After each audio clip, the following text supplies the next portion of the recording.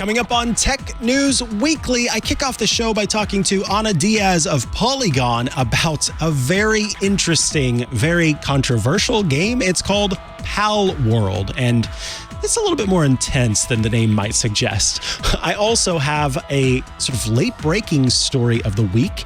Apple has announced changes to iOS, to Safari, to the App Store if you live in the EU. Sideloading finally coming to your iPhone. Oh my goodness. Then Sean Hollister of The Verge stops by to talk about the Framework Laptop 16, and he breaks the thing down right in front of us. It's super cool. You really need to stick around for that. It's easily the most amazing thing to happen on Tech News Weekly in a while. Before I round things out with my last story of the week about New York City declaring something, I'm not going to say what, a public health hazard. I don't know if you would expect the choice that they made, but all of that is coming up on Tech News Weekly.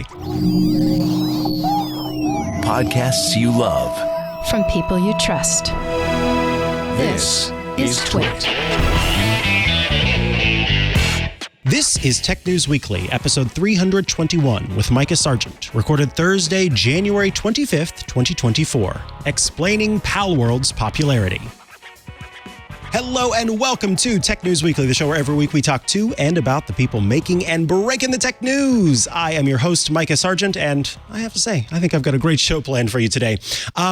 Up first, we are going to talk about a game that is taking the world by storm in many ways. Here to help us to understand and to explain Palworld is Polygon's own Anna Diaz. Welcome to the show, Anna. Thank you so much. Thanks for having me. I'm excited to talk about Palworld today. Yeah, so let's actually kick it off with that. I'd love it if you could tell us kind of what is this game? How is it played? What is Palworld? Because from the sound of it, it sounds like a cute little, Tamagotchi style game. Yeah, so I mean, this is kind of what's interesting about the game is I think a lot of folks had a lot of kind of pre-formed ideas of what it was like going in. So before it released, what we actually have today is very different than kind of what we imagined. So on the onset, people would kind of affectionately call it like Pokemon with guns, which it is kind of that, but it's also like this Frankenstein monster of a game that kind of pulls elements from the survival genre. There are, monster collecting elements like Pokemon. There are shooter elements that feel reminiscent of games like Fortnite even. So essentially it's a game where you run around, you try to survive, you catch these monsters, you work alongside them and also, fight against them. So. Wow. Okay. So yeah, it does sound very involved in terms of trying to understand what all you can do with it. As you said, sort of Frankenstein monster. So before we kind of dig even more into the game itself, I'm curious, how long has Palworld been around and why do you think it has become so popular? Because it just kind of, in fact, it was your colleague Simone de Rochefort who quite literally just yesterday introduced me to Palworld and the surrounding controversy that we'll get to shortly. But then right after I spoke with Simone about this, then suddenly I started seeing Palworld pop up everywhere. And I thought, wow, people are really into this game. And I just felt like it came from nowhere. But has it been around for a while? And yeah, what's got people so interested? Is it that Frankensteinian quality? Yeah, I mean, so we saw the first trailer, early looks of it in 2021. So we've at least been aware of it since then. But the game released in early access last Friday, so on January 19th. So as far as it being around and people actually getting their hands on it, that's very new. So if it feels like it came out of nowhere, it kind of did. It's been out for a week and it's already been a massive success. Wow. When you say massive success, what are we talking? And then could you help us to understand what massive success looks like in gaming by comparing it maybe to some other games that have X amount of downloads or however purchases? Yeah. So just for context, I mean, Palworld has sold over 7 million copies in the first 5 days. And, that number is a little confusing because it's available through a subscription Pass as well on Xbox Game Pass. So we actually don't know if they're counting those downloads or not. Regardless, that is an astounding number. And to kind of give something that is like more concrete, that kind of speaks to the popularity of this game. The game surpassed, it's available for download on the game storefront, Steam. And on there, it surpassed 2 million concurrent players. And in the history of that entire games platform, it is now the second highest game, like as far as concurrent players goes. Do we know the first? Yeah, it is PUBG. Oh my gosh. Okay. That explains everything. I'm not a gamer, so I barely, but I know what PUBG is. I know how popular and regularly popular that game is. So that's mind blowing. This is, I mean, yeah, why do we think that it has become so popular? Or why do you think it's become so popular? And I want to hold off on the controversy still a little bit, but anything outside of that controversy, is there anything that this game does that makes people want it? Yeah, I mean, I think like it'll be really interesting to look back and kind of analyze this further in depth down the line. But I think there's like definitely a lot of ways we can kind of explain its success. One is that, it very much speaks to kind of the Pokemon fandom, and Pokemon fans for a long time have sort of been like missing a more adult, mature version of this series because it has always been a series that is also child friendly. So that is one possible explanation. Obviously, it has a very catchy hook of like an image of pairing these like extremely like, imagine like these adorable big-eyed kind of lamb creatures with like heavy industrial military machine guns, like it's definitely striking. But at the end of the day, I think too, a lot of now its growing popularity also comes down to the fact that it is like a fun game to play. Like it's on paper, it's really trying to do a lot. And, it's in early access. It's still glitchy. It's going to, have its rough patches, but like it more or less works. And that's kind of astounding. Wow. Yeah. So I'd love it if you could tell us a little bit about the history of the game. We'll, of course, have folks check out the link that we have in the show notes to read your whole piece about the history of the game. But as someone who's not a big gamer, I found that fascinating that it is, as you say, kind of a miracle that this thing even came together at all. And if you could compare that maybe to how other games are made, is it bizarre to you as well in terms of what you know about the video game industry? Oh, 100%. So like just to give a little context here, Takuro Mizobe, the CEO and co-founder of Pocket Pair, which is the development studio that created Palworld, posted a very lengthy kind of like history and retelling of how the game was made. And for context here, Pocket Pair is a smaller Japanese independent studio. And so like basically Takuro's or Mizobe's story just basically went through all the kind of miracles, as Mizobe describes it, that happened throughout development, and all the kind of the conventions they broke throughout the process of making it. And, it's surprising that the game was able to be made this way because like even in the history of Japanese game development, there's typically like a lot of structure. It's very hierarchical. It's very organized. There are production pipelines for assets. Whereas with Palworld, they were working with hobbyists. Like, for example, Mizobe hired a part-time convenience store worker as a hobbyist, like after talking to this person, like via X. And that person ended up being like a central member of the team. Wow. Another unconventional thing is they switched game engines late in the development process. So they basically had to rebuild the game. There was no budget for this game. Like Mizobe, in a very striking moment, Mizobe was essentially like, our budget is our budget. The budget is until the number hits zero, essentially. Wow. Yeah. Wow. And I mean, so I guess you don't have all of the insights into this, I know, but did they feel like they had something here, or is it, I'm just curious about kind of the mindset behind deciding to do that. Until we hit zero, we're just going to keep trying to make this. Clearly someone at a higher level felt like this was something that needed to be made if they were pulling from all these different places and making it happen. I don't even know if there's, much of a question there. It just, that part kind of boggled my mind, I guess. Yeah. Well, and to that point, Mizobe did comment that like, it's kind of hard to articulate like what stood out about this game, but that the CEO hoped imagine that this all came together because these people saw something in the game. They saw that it was worthwhile and it was just unique of an idea that it would make it through. So even though we don't know the inside, story of like why this connected with these workers, it's clear that there was, it was interesting enough that it inspired these folks to make this game. Yeah. Okay, now let's get into it. Let's talk about the controversies surrounding Palworld. Apparently, there are two controversies, one being its similarity to Pokemon, and the other being the animal cruelty aspect, which in some ways also applies to Pokemon. What are people saying? And how, if at all, is the company itself responding to the controversy? Yeah. So, it's a lot of this discourse is happening kind of online on specific social media platforms that have their kind of own specific cultures. And so, before we go on, I feel like it's so important to not give the angriest people the loudest voice. Yes. Yes. But essentially kind of what has been happening is a lot of folks have been saying that the game plagiarizes Pokemon.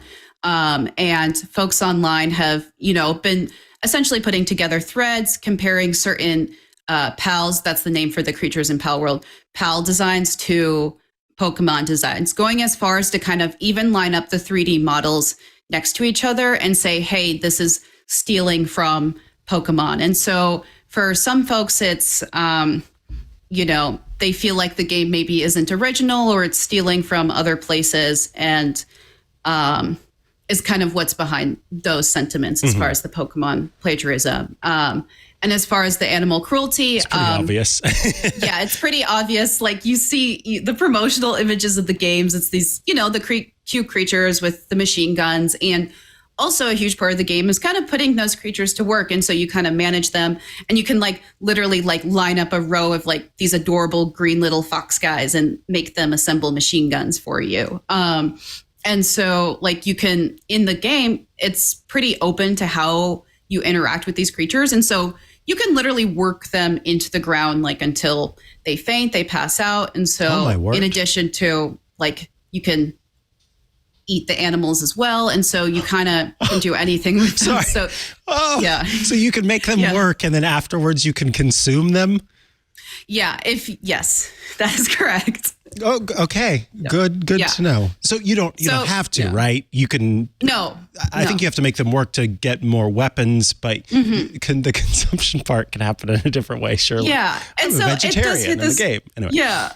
Yeah. And so there's this gray area of if you want, you could build your pals fluffy beds and make them nice baths and, treat them really well. But then, of course, it's like a video game. So there's the flip side of, folks are upset because you can, mistreat the creatures, and to a certain point also incentivizes, putting them to work and making them work. But we should note, just to clarify, it is not as if while you're playing this game, somewhere in the real world, there are, for every creature that you're putting to work in this game, that there's somebody somewhere putting an actual creature to work. This is all just virtual, correct? This is just a game. It's completely virtual. It's not a graphic game. The characters are very cartoony. And even, you can get a butcher knife and cut up your creatures and for food. And that is also censored. So even if, you decide that there's a specific meat that you want, it is literally blurred out in the game. So it's a very kind of, it's an interesting game because the cartoony, playful aesthetics really contrast with what's actually the grimmer parts of what are happening. Yeah, because we in real life take animals and make them, take a plow along. And then oftentimes we take that animal and we destroy it and consume it. And there's no blurring happening there. So this at least is a little bit more pulled back from reality. I suppose what I'm saying here is I understand if we're contextualizing it in the sense that a game that feels a little bit like Pokemon and has this cutesy aspect might draw in younger folks, kids, and then you have guns and you have, butchering and all of that. I understand that concern that's there. But as you point out, trying to know just how many people are truly upset about this versus it being the loudest people and the people who have the wherewithal to have access to the platforms that they can share this is, that's different. And I forgot, has Palworld said anything about any of this? Yeah. So to that note, so Palworld, or Pocket Pair, the developer of Palworld, has stayed relatively quiet on what's happened. The Mizobe, the CEO, who also wrote that history that I based the report on, did release one statement essentially saying that people have been harassing the developers online, especially the artists, and slandering them and sending death threats to them, and simply asking for folks, to stop doing that. And it was just a very short tweet, and also assured that, various parts of the Palworld production process were, monitored by people, and that this is been worked on by humans who have given this approval, and that it's not, because there are also AI allegations as well. Oh, that some of these may have been AI generated. Well, I guess last I'll ask, if folks do want to try the game, you mentioned, I only knew about it being on Steam. You mentioned Xbox as well. Where are the places that people can go to buy it? And is there an average cost for the game? Yeah. So there's two places that you can, download the game. The first is on Steam. And so you just download Steam. It costs, the base price is $30. It's on sale for 10% off right now. So it's a couple bucks cheaper than that.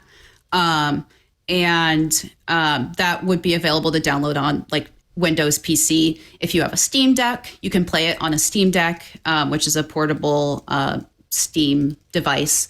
And in addition to that, you can download it. If you have an Xbox Game Pass subscription, you can download it on Xbox One and Xbox Series S and X. So Xbox and Steam. I might have to talk to you after because I didn't know that there was a way to play it on the Steam Deck. I have a Steam Deck and I would like to play it, but I saw that it just had the Windows badge in Steam. And so I thought that meant that I couldn't play it. So I might have to email you about that because I'm kind of curious. Yeah, of course. Anna, I want to thank you so much for your time today. It was a pleasure getting to chat with you about Palworld. Of course, folks can head over to polygon.com to keep up with everything you're writing about Palworld and other things. But if they want to follow you online to keep up with that, where should they go to do that? I'm on TikTok and Twitter at Pokachi. It's Pokachee. I'm mainly active on TikTok, less Twitter these days, but you can find me there, both at that handle. Wonderful. Thanks so much for your time. Thank you. Alrighty, folks, up next, my first story of the week. And it is a breaking news story, or relatively breaking. That in just a moment. It's time for my story of the week. Just this morning, Apple has put out a press release over on its newsroom page about changes it's making in the European Union to iOS, to Safari, and to the App Store. And it is involved. So with the changes that are coming into place, Apple is responding to the European Union's Digital Markets Act, the DMA. And boy, oh boy, is the company kind of salty in the way that it has talked about this, but there's a lot that's happening. And so I'm not going to be able to cover everything, and you're going to hear lots about it in the coming week, probably first on TWiT this Sunday, as well as Ask the Tech Guys. But that's because the changes, according to Apple, include more than 600 new APIs, expanded app analytics functionality for alternative browser engines, and options for processing app payments and distributing iOS apps outside of the App Store. Yes, side loading in the EU. What's interesting, though, is that Apple says we're doing our best to make sure that we are keeping things safe and private. And so they say we're introducing new safeguards that reduce but don't eliminate new risks the DMA poses to EU users. And so along with kind of making these changes, I find it interesting that Apple is saying, we know these changes are coming. We're still trying to make it so that you can be private and secure, even if you're not using Apple's own systems. So to kind of break this down, developers are going to be able to start testing this with the iOS 17.4 beta. These changes will come into place in March 2024, so this year in March, and that will come to the 27 EU countries. What they say is that along with all of the new kinds of methods, these changes are going to create, quote, a less intuitive user experience. And that I'm having trouble finding it now, but there was a great line of kind of complaining about these new changes. But let's talk about what's happening in iOS. First and foremost, there's going to be, as I mentioned, new APIs and tools so that apps can be developed or distributed, from alternative app marketplaces. So developers will be able to offer their iOS apps for download in these alternative marketplaces. Think of it as, so you've got the App Store. That's the place right now that we all go to get our apps. Somebody else could come along and make the Blap Store, and you could go to the Blap Store and get your apps from we'd still call them apps, your apps from the Blap Store. And so some third party could create that Blap Store that would work with iOS. There's also going to be new frameworks and APIs so that someone could create the Blap Store itself. So not just for distributing apps from other marketplaces, but actually creating marketplaces and making sure that they can properly install on an iOS device. And this one's, I think, going to be a big one. And I'm curious to see if we end up seeing this come to the United States as well. Alternative browser engines. So we've talked before on many a show about how on iOS, you do have the option to choose a different browser as your default browser. So you can use Safari, which is the default by default. You can use Firefox. You can use a number of other browsers that exist on iOS and iPadOS. However, all of those browsers are behind the scenes using WebKit, which is the Safari browser engine. It is the thing that renders, it takes a web page and it displays it based on what the code is. And so that browser engine is the same across every single app that you are using on your device. It doesn't matter if it says Firefox, it doesn't matter if it says Chrome, it doesn't matter if it says Brave. Those are all actually using WebKit in the background. In the EU, however, there will be the ability for browser apps to create their own and use their own browser engines. So you would eventually see Chromium as an option on your iOS device, on your iPad device.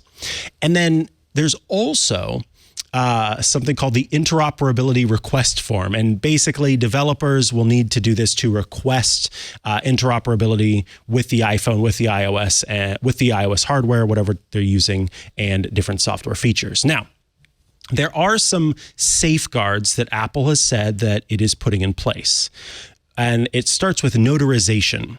So even though the app doesn't have to go through App Store review, existing outside of the App Store, it still needs to have a notarization. What this does, according to Apple, it's a baseline review that applies to all apps regardless of their distribution channel, and it's focused on platform integrity and protecting users. Essentially, what happens is a series of automated checks, and then also, in some cases, human review will come into play that will check if the app is secretly some sort of malware, or if it's doing some other means of bad stuff, right? So an app will be notarized even if it hasn't gone through App Store review and isn't available for sale within the App Store, but instead is in the Blap Store, as we talked about earlier. There are also something called app installation sheets. These app installation sheets will take information from that notarization process and give you information about what the app is. So think of it like when you go into the App Store and you look at a listing, this will have information about what the app can do, who the developer is, screenshots. It's basically like an App Store listing, but given that it's outside of the App Store, that's where it will be.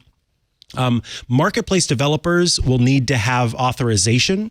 So the person who makes the Blap Store will need to go to Apple to get authorization in order to offer the Blap Store as a marketplace for apps.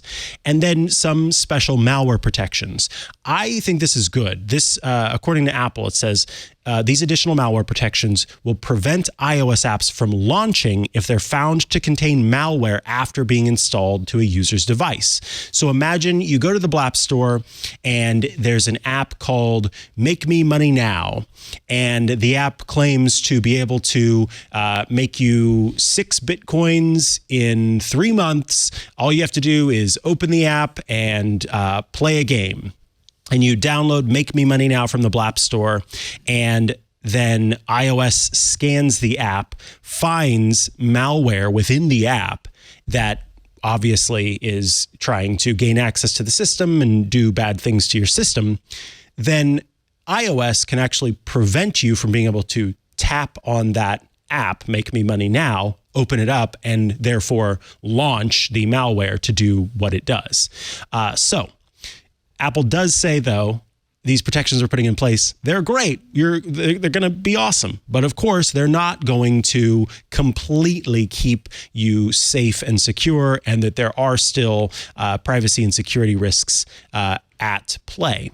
They say Apple has less ability to address risks, including apps that contain scams, fraud, and abuse that expose users to illicit, objectionable, or harmful content. And then also, I thought this was kind of funny, the thing that they can say about using alternative browser engines is that if you're not using Apple's WebKit, then it could affect system performance and battery life.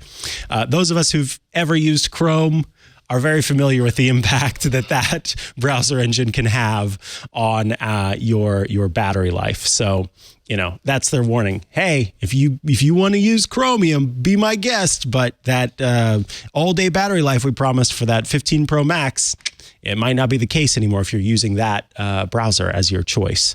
Now, changes to Safari. Safari itself, when you first launch the app after these changes go into play.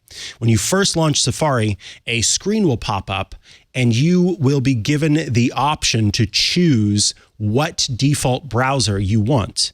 Now, as I noted before, you can already select a different default browser on iOS, but it's not presented there in Safari as a pop-up. That's the change. Basically, the EU's DMA requires that it be more active, not so much of a sort of opt-in, opt-out thing that hides behind the screen, but instead is something that pops up automatically and is there for you to choose. Now, this is what Apple has to say about this.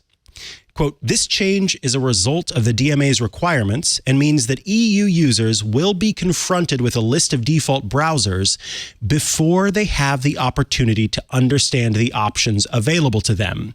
The screen also interrupts EU users' experience the first time they open Safari intending to navigate to a web page.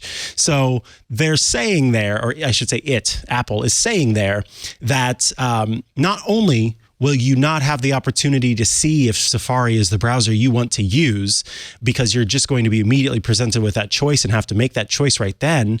And maybe if we let users try Safari and try Chrome and try Brave on their iOS device and then select, that would make a difference. But because it's being presented to you right there on the screen, you have to make the choice in the moment, the first time you try to go to the web.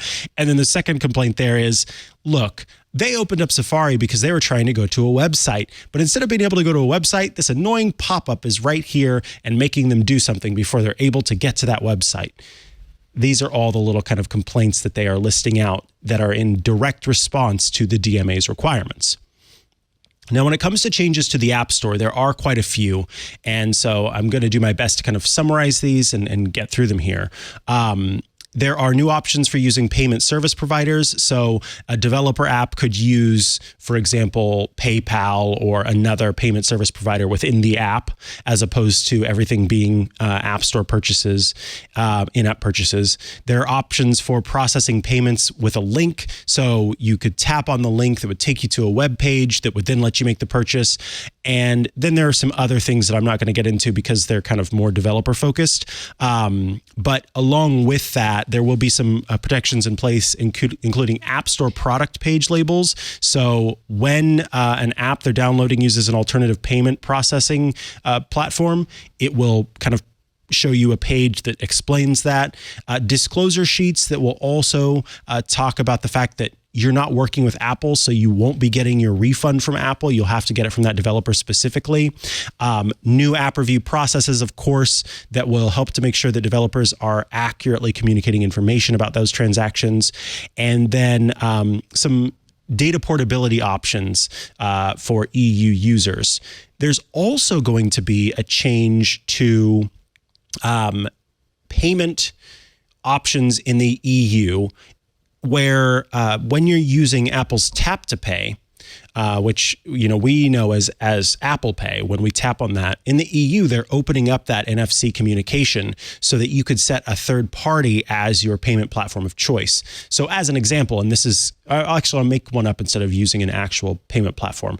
So Cube is your payment platform that you use. You use Cube Pay, and you could go into the settings, choose Cube Pay, and then when you tap to pay for something, if Cube Pay supports it, then you would be making the payment via Cube Pay instead of Apple Pay. Of course, Apple has its complaints about that as well, concerns about security and privacy, et cetera, et cetera. So there's a lot that we'll have to be getting into over time as we understand the changes here. I don't know how much, if any, of this is going to make its way to the United States. I've asked my pal Rosemary Orchard, who, as you know, lives in the UK, if she thinks she will be seeing any of this in the UK, given its separation from the EU, or if the UK on its own can have an impact at the level that the EU is able to. So there's a lot to understand about this, and we here at TWiT are going to continue to try to understand this and understand its impact on those of you who live in the EU, in particular, that watch these shows, and then the impact that it might have on the rest of the world. All right. Before we come back with the second interview of the show, I do want to take a brief moment to remind you to head to twit.tv/survey24. There you'll be able to take the survey. That is a very simple thing to do. It won't take you very long at all. Our annual survey is well underway. We've got lots of responses from folks who have written in, and we'd love to hear from you. Join those other wonderful TWiT users who have submitted their surveys so that we know what you like, who you are, what shows you watch or listen to, and everything in between. It is your chance to provide feedback. twit.tv/survey24. The last day to take the survey is January 31st, so please hop on it. It helps us understand, again, who you are and the experience that you have as a TWiT listener. It only takes a few minutes. One more time, twit.tv/survey24. All right, we are back from the break, and that means it is time for my next guest joining us to talk about a brand new, ultra cool laptop is Sean Hollister of The Verge. Welcome, Sean. Hi, thank you for having me. Yeah, pleasure to have you on the show. So we got a lot of nerds who listen to the show and are probably familiar with Framework. But for those out there who are listening who are not familiar, tell us about the Framework laptop as a concept in general, and then tell us a little bit about the Framework Laptop 16. Yeah, so for a very long time, desktop computers, not laptop computers, but desktops have allowed you to add all kinds of custom parts and swap them out. And you can get a new GPU and a new CPU, memory and solid state storage and all those various things. But laptops have been much more limited. If you've been lucky, you'd be able to swap out the memory and storage, but almost anything else has been a toss-up, and especially, wondering whether you can get those parts at all. Framework decided it was going to build laptops where every single part of the computer is modular, not just those memory modules, but the battery, the screen, the bezel around the screen. And in one of their latest designs, they allowed you to, I think for the first time in a laptop ever, swap out the entire Intel mainboard from your 3-year-old laptop for an AMD one with a modern chip, modern connectivity and everything on it. So the idea is you buy a laptop from them and you have a future-proof laptop, a laptop that you could just put the new parts in like you'd put the parts into your desktop PC. And so now they've got the Framework Laptop 16. It's their second platform. The first one was 13.5 inches. This one is 16 inches. And not only does it have all those repairable modular parts on the inside of the laptop, it has gaming capabilities too. You can replace the GPU on this machine, and you can do it in 2 minutes. No replacing thermal paste, no soldering, nothing like that. This isn't their claim that you can do it in 2 minutes, by the way. I've done it in 2 minutes. I timed myself. There's a video inside my review here where you can watch me do it in 2 minutes. 6 screws, and 2 of those screws retain the GPU in the laptop. The other 4 attach something called an interposer, which transfers all the electricity, the PCI signals for data, all of that between the GPU and the main machine. It also has another thing we've never seen before on a laptop, the input modules, the entire keyboard deck atop the laptop, the keyboard, the touchpad, the spacers, every piece of that is removable. And I am literally, by the way, I'm literally talking to you from the Framework Laptop 16 right now. Oh, Not nice. its webcam. I've got a better webcam plugged in. But this is the touchpad for the machine that I literally pulled off the laptop in front of me, like right now. Here's one of the spacers. I'm going to rip off. Let me rip off the keyboard too. Oh, okay. my goodness. Yank. He's disassembling it right in front of us. That is wild. Okay. Wow. Here. In fact, let me one moment, if you'll give me the liberty really quickly. So this is my camera here, and just to show you that I'm not. This isn't bogus. This is the machine that I just pulled this keyboard off of. Let me put it back in there. And here's the touchpad. And this is while so you can it's do cool on. things like this. So while it's on, it's hot swappable. So the numpad on the right here, if you want to have a numpad on a laptop, great. And if you don't, you can pull that off and move the keyboard back to the center and have a center aligned keyboard instead. And then maybe put a couple of interesting spacers next to it. Wow. So here on the right here is an LED matrix module. Sorry for the shaky camera. Just because? Just because. Have yourself some LEDs. And then on the left here, why don't we get this beautiful color shift spacer? No. I'll put that in over on the left here. Is it heat? And so we'll put our metal spacers back on top, and we'll drop our touchpad back on there. Excuse me, drive it backwards. Okay, there we go. And it just slides into these little connectors and hits some pogo pins. I think the LED module started to light up there. Okay. Wow. There you go. I got a little bit of LEDs going there, literally in front of you right now. And so all you got to do is you click these 2 little levers on each side if you want to pull these modules out of your PC while it's running. And then that locks it in place. Get my camera back to somewhere near my face. Sorry about that. No, sorry. That was fantastic to see. And that's the thing. You did that while the thing was running. I mean, that's incredible. So now this makes me have to ask, what ultimately are you, I mean, because I can try and yank on this keyboard here on this MacBook Air and nothing's I can't put LED, but I do have this lovely light, thin, fast running device that has no fans in it. What is a trade-off that you get when you've got something that's so swappable and replaceable and well, I won't even say repairable because I don't think that's necessarily a trade-off. So let's stick with that customization stuff. Yeah. Absolutely. So that is basically what my whole review on The Verge is about. And there's 2 sets of trade-offs. One set that will, let me rephrase. There is the potential trade-off of maybe this doesn't work as well as you would want, period. Maybe there are some fundamental hardware or software issues that they haven't worked out yet. Maybe they shipped this thing a little bit too early before it was done. And so there's a lot to get in there. But my biggest problem with the machine is it froze a number of times while I was using it, on average once per day, due to a number of weird device issues. I don't know what all the issues are, but one of them that they did hunt down and is fixed to the best of my knowledge, the touchpad, that hot swappable touchpad that I pulled off. Sometimes when I was swiping around the touchpad, my computer would blue screen, freeze, have to do a hard reset. Typically, computers that ship to people don't do blue screens over something that simple. Right. That's very bad. It's very, very bad. They issued a new BIOS that I believe has fixed that issue. I've had other freeze issues with it. It's not my only one, but that was the biggest issue. They seem to have fixed that issue in a BIOS. There are a couple other freezes that I hope they're also fixing.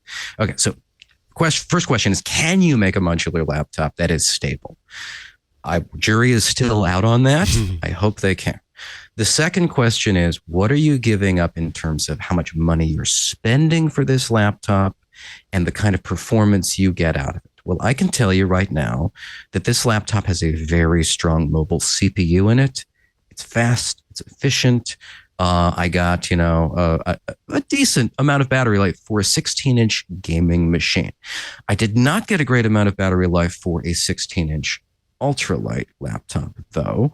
So right away you're looking at, okay, I'm getting gaming machine-like battery out of it, not work machine all day long battery life out of it. Mm-hmm. I could stretch to 6 hours and 40 minutes if I'd set everything to minimum. Power saving modes, limiting the speed of the processor, screen brightness low, all that kind of stuff. 6 hours and 40 minutes, not too bad. My normal work, using it like a normal machine, average more like 5.5 hours. Okay, battery life. Then there is, okay, so I've agreed. I'm opting into the gaming machine. I want the GPU. I want to be able to swap that in and out and have all this gaming experience on it. It plays games well, but not as well as other gaming laptops for around this price. So you got to think to yourself, am I willing to spend more money for a laptop that could be future-proof if they have nailed this idea? If they have nailed this idea that could be future-proof, that I could put another GPU in 2 years down the road, a faster one, and keep up with the times. And on and on, years from now, how many years is this, am I gonna be able to use mostly the same components, but add that one new piece in, just like I would with my desktop PC, that makes all the difference. And now I feel like I'm keeping up with the Joneses and playing all the latest games without having to buy a whole new laptop at that point. And that sounds wonderful. And I would buy into that a lot easier if they had promised to me that they would actually put out another GPU for this laptop. Right. They've not said firmly, we will ship another graphics card for this machine. They've said, we've engineered this whole computer to do that. They've said, our company is, dependent on the success of our modularity here. It is their whole shtick. I mean, it is all they do. And they are the only company that has ever done it well before. Alienware announced a laptop that you could swap the GPU out of, I don't want to say 3 years ago, maybe. But Alienware, owned by Dell, by the way, did not follow through on those promises in any meaningful way. They faced down a lawsuit because of it. Intel promised modular mini desktop computers for many years. They built modules that looked very promising, but they did not come out with future upgrade modules for those PCs. So you bought the thing thinking maybe 2 years from now I'll be able to swap a new CPU in it. And when 2 years later, you found out that not so much. And then they decided to axe that business. And when Asus bought that business from them, Asus said, we're doing a bunch of these little tiny computers. We're not going to do those modular ones. Sorry. See, so Framework's done it. Maybe they can do it again. I'd love them to make this work. And this is, I guess, my other question here is, investing in something like this with the promise that you can continue to improve it over time and that it's going to last a long time, when it's a company that has the history that Dell, for example, has, or Asus to some extent, HP, if those companies were offering this and you'd know that if 10 years down the line you wanted to go to their special online store and buy new parts, that could happen. But in a world where we see lots of companies, start and do well for a while and then disappear, how does that sort of factor into the equation of whether it's worth investing in this? Because it does seem like a large part of this is there's forgiveness for the BIOS error and the trackpad not doing exactly what you expect it to, because you know that the company iterates regularly and that, you know, one component can be replaced. That's part of the promise.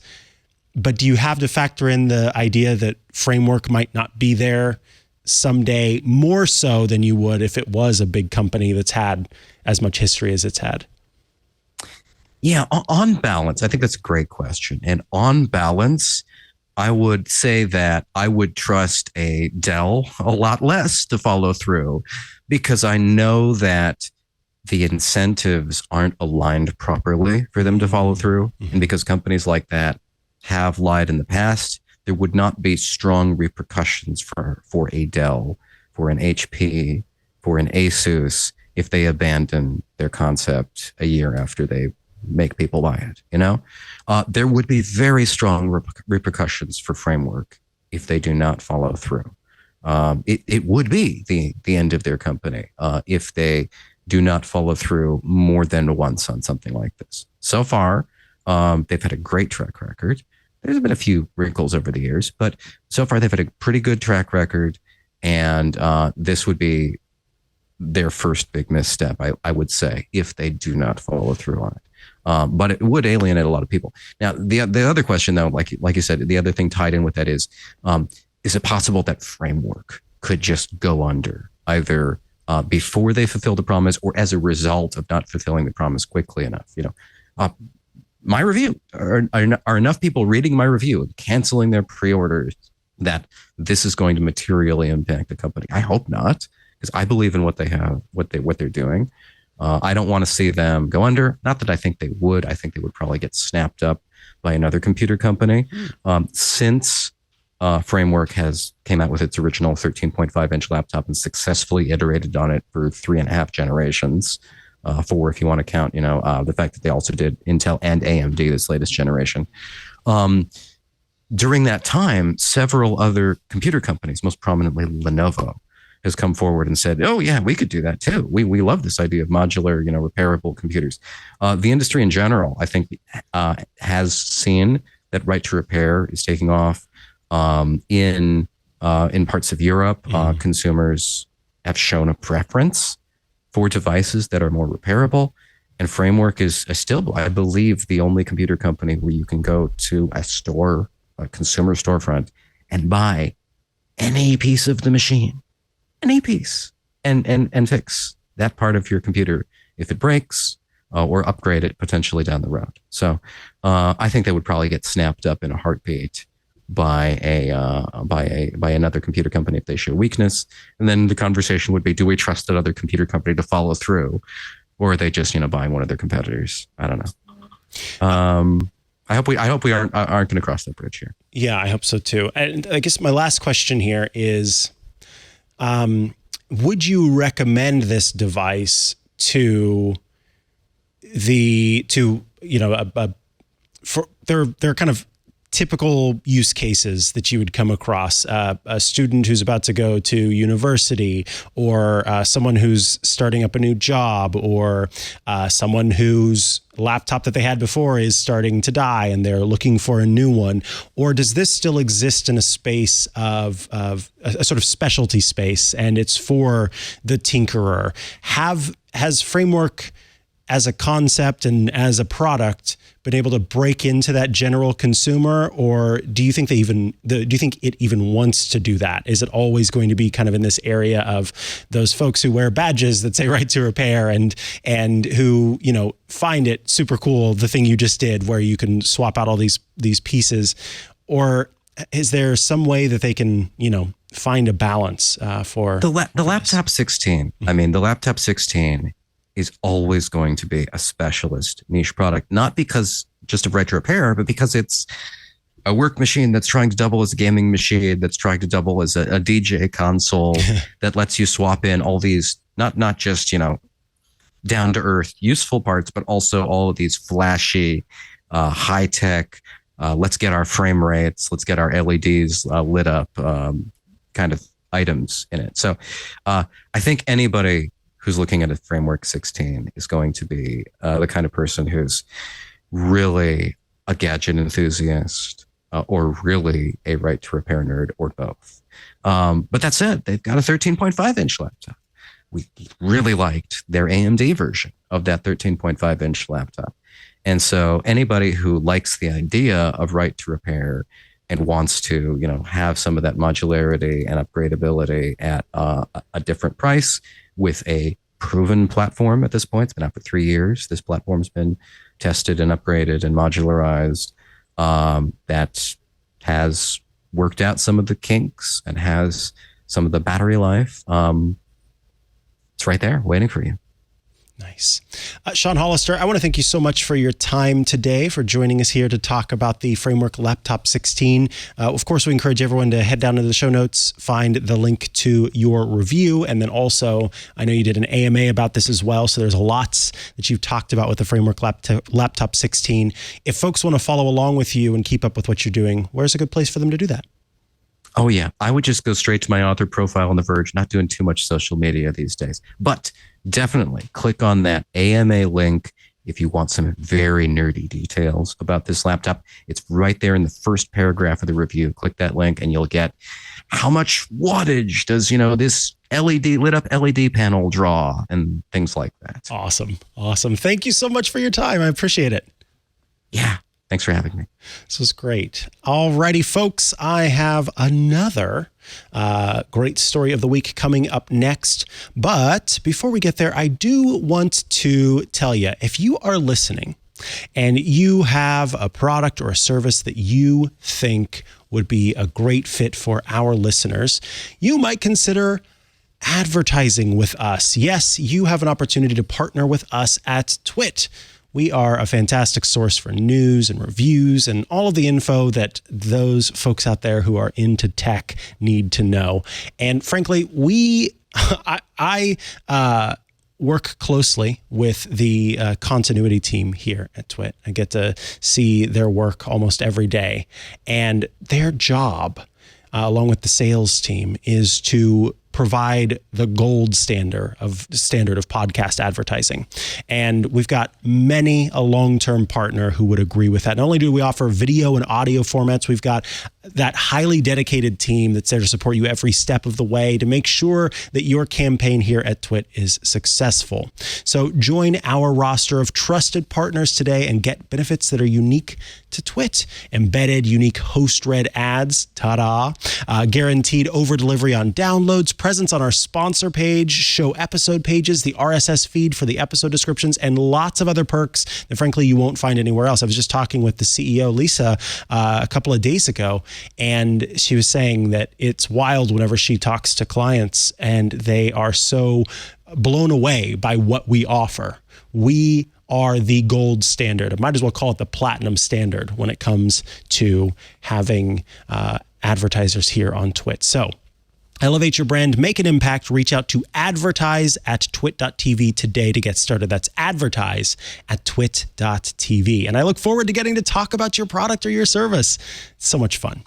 Thank you. Advertise@twit.tv.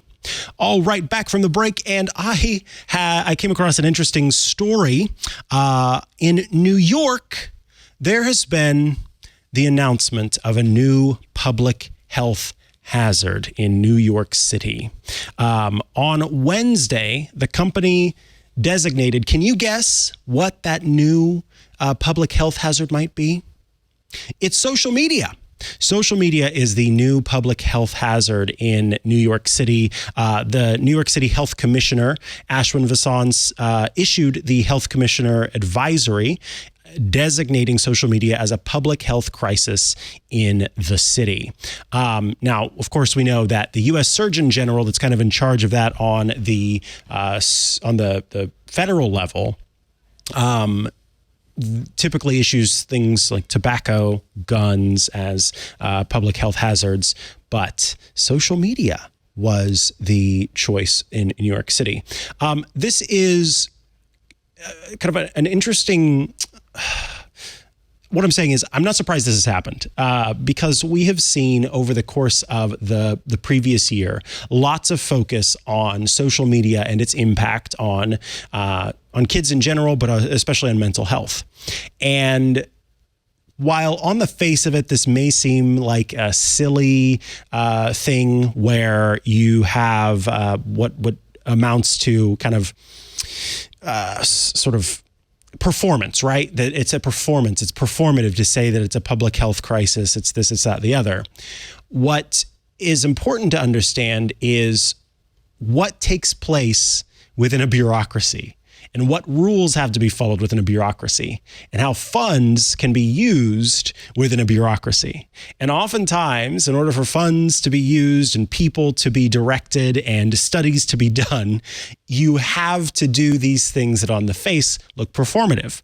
So if the city's health commissioner comes forward and says, this is a public health crisis, then resources can be used to address the public health crisis. And so I wouldn't be surprised if we see other places following suit to pay more attention to and understand the impact that social media has on the mental health of young people. There was the Surgeon General's warning. We talked about it on this very show last year. I believe it was with Heather Kelly of the Washington Post. And we discussed the impact that the Surgeon General said that different social media networks had on kids. And the same applies here. On that same day, according to the Washington Post, the New York City Health Commissioner outlined what they say is the, quote, deteriorating state of youth mental health in New York City. And then, as I mentioned, guidance was provided, implementing tech-free times, tech-free places, monitoring emotions during use, sharing concerns related to social media and mental health with adults. According to a recent Pew Research study from 2022, up to 95% of U.S. teens use some form of social media, and many young people using social media have experienced some level of impact because the unprecedented, as it's being called, mental health crisis is in some ways linked to social media. So the fact is, we don't know still how much of an impact each kind of social media is having on kids and teens and young folks. And so in order to understand that, it needs to be studied. It needs to be broken down, and companies need to be able to provide data, provide information, so that everybody can kind of group this together and figure out what is, what the actual impact is. So I think over the course of this year, we will continue to see these studies coming out that are specifically focused on social media's impact on kids. We saw that more directly with Instagram, a more focused study with Instagram, and what was it called at the time? The Facebook Papers, I believe. And now with even more algorithmic content out there, we're going to continue to see these studies taking place.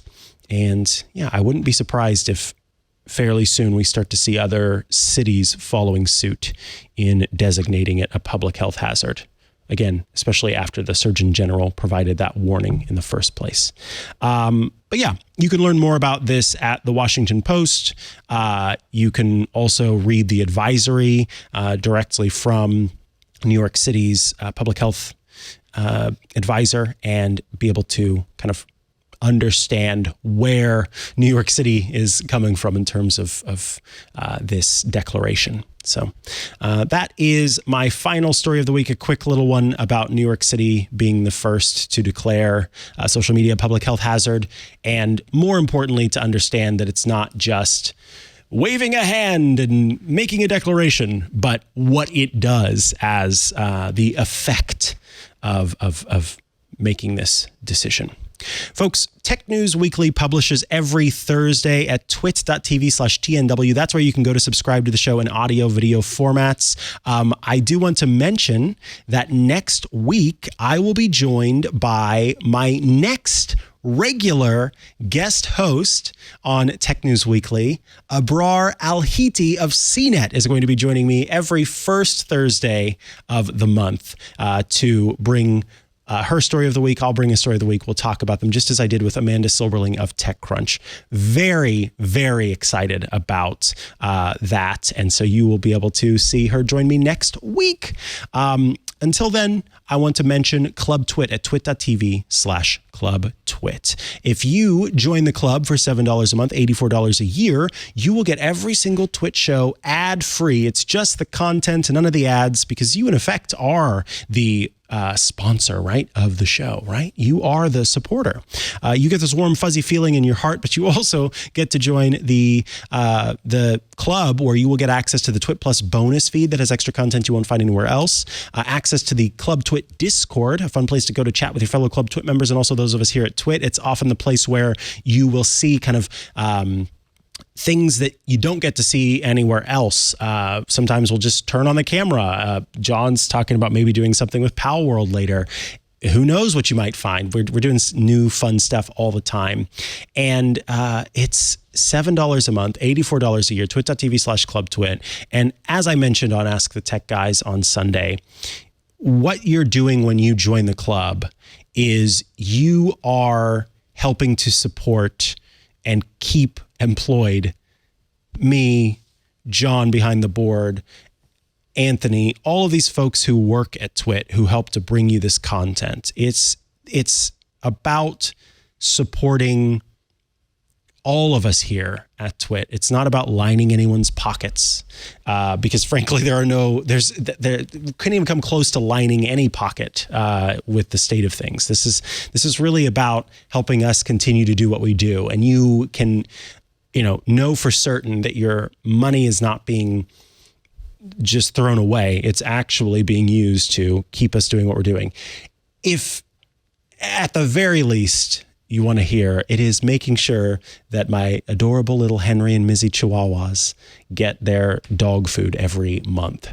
That makes it sound like I only feed them once a month. It comes once a month. Anyway, my point is, by joining Club Twit, you're supporting the little people, all of us. And we appreciate you. And the little dogs, too. And your little dogs, too. Join Club Twit at twit.tv/clubtwit. And we appreciate you. If you'd like to follow me online, you can head to chihuahua.coffee, CHIHUA.coffee. That's where I've got links to the places I'm most active online. And of course, check out my shows, Ask the Tech Guys, which I record on Sundays with Leo Laporte. And then also in the club, you can watch Hands on Mac, which is my short format show that covers Apple tips and tricks, and iOS Today, which is the show I host with Rosemary Orchard, where we cover all things Apple and iOS. Thanks so much for joining us today for Tech News Weekly. I appreciate every single one of you for taking the time to listen, to download, to support us, and I will catch you again next week. Bye-bye. Hey, I'm Rod Pyle, Editor-in-Chief of Ad Astra Magazine, and each week I join with my co-host to bring you This Week in Space, the latest and greatest news from the final frontier. We talk to NASA chiefs, space scientists, engineers, educators, and artists, and sometimes we just shoot the breeze over what's hot and what's not in space, books, and TV. And we do it all for you, our fellow true believers. So whether you're an armchair adventurer or waiting for your turn to grab a slot in Elon's Mars rocket, join us on This Week in Space and be part of the greatest adventure of all time.